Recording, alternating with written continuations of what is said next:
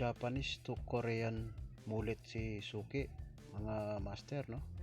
Ito pala, nagmano-mano tayo dito. Puro gunting lang ang ginamit natin.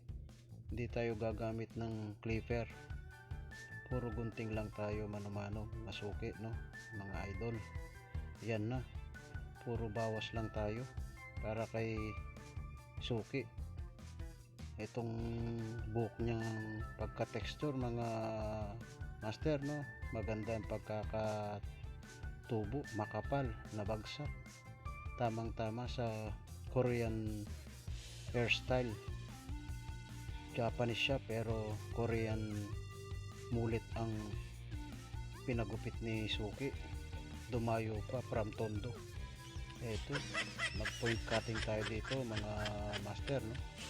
Si Suking isa pakyut sa video, pero kung sa akin nagpagupit, sana may video siya. Then dito nagpa-slide tayo sa scissor, mga master, no? Mga sekreto ng mga malulupit na barbero, magpa-slide, pang pinagbabawal na technique.